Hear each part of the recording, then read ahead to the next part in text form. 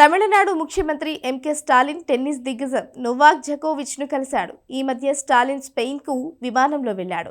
అనుకోకుండా అదే ప్లేన్ లో జకోవిచ్ కూడా ఉన్నాడు. దాంతో ఒక్కసారిగా ఆశ్చర్యపోయిన స్టాలిన్ వెంటనే వరల్డ్ నెంబర్ 1 తో మాట కలిపాడు. అనంతరం తమిళనాడు సీఎం జకోతో ఫోటో దిగాడు. జకోవిచ్ తో దిగిన ఫోటోలను స్టాలిన్ తన ఎక్స్ ఖాతాలో పోస్ట్ చేశాడు. ఆకాశంలో ఆశ్చర్యం. స్పెయిన్ కు విమానంలో వెళుతూ ఉండగా టెన్నిస్ లెజెండ్ జకోవిచ్ ను కలిశాను అని క్యాప్షన్ రాశారు. ప్రస్తుతం ఆ ఫోటో నెట్టింట వైరల్ అవుతోంది. ఆస్ట్రేలియన్ ఓపెన్ లో ఓటమి అనంతరం జకో స్వదేశమైన సెర్బియాకు బయలుదేరాడు. ఆ సమయంలోనే అతడు స్టాలిన్ ను కలిసి ఉంటాడు. ప్రపంచ టెన్నిస్ లో దిగ్గజ ఆటగాడైన జకోవిచ్ నిరుడు 24 గ్రాండ్ స్లామ్స్ తో చరిత్ర సృష్టించాడు. అయితే ఏడాది తొలి grand slam tourney Australian open లో మాత్రం సెమీస్ లోనే ఇంటిదారి పట్టాడు.